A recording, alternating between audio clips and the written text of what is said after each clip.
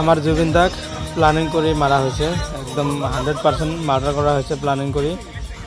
কিয়নো আপোনালোকে যাৰ ভইচগিলা অলপ শুনিব, একদম স্পষ্টকৈ শুনা গৈছে যে জুবিনক মাৰ্ডাৰ কৰিব লাগে। বিশ্বাস নহ'লে মই আপোনালোকক এই ভইচটো অলপ শ্ল' মোশ্যনত শুনাই আছোঁ, আপোনালোকে অলপ মনোযোগ দি শুনিব আৰু শ্বেয়াৰ কৰি দিব ভিডিঅ'টো।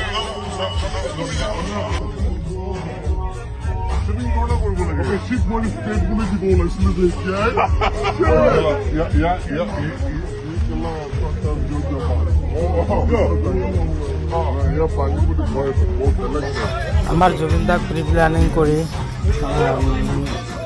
হত্যা কৰা হ'ল, কিয়নো তাক ডক্টৰে ৰেষ্টত থাকিব কৈছে, পানী আৰু জুইৰ পৰা আঁতৰত থাকিব দিছে।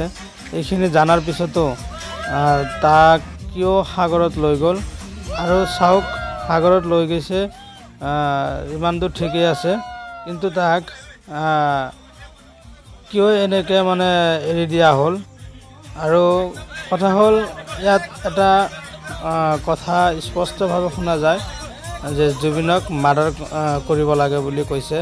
বিশ্বাস নহ'লে মই আপোনালোকক শুনাই আছোঁ, যিটো মানে ভইচটো মই শ্ল' মোশ্যন কৰি দি আপোনালোকক শুনাই আছোঁ, আপোনালোকে শুনি থাকক আৰু আপোনালোকে নিজে বিচাৰটো কৰক। ইয়াৰ উচিত তদন্ত হ'ব লাগে, CBI তদন্ত হ'ব লাগে, যিমান কঠোৰতম শাস্তি দিব লাগে দোষীক, এইটোৱে আমাৰ দাবী। বিশেষ একো নকওঁ, আপোনালোকৰ বাকীখিনি আপোনালোকৰ ওপৰত এৰি দিলোঁ। আৰু ভিডিঅ'টো বেছিকৈ শ্বেয়াৰ কৰি দিব, যাতে আপোনালোকৰ বন্ধু বান্ধৱ সকলোৱে কথাটো গম পায় তাক প্ৰি প্ল্যানিং কৰি মাৰ্ডাৰ কৰা হৈছে বুলি।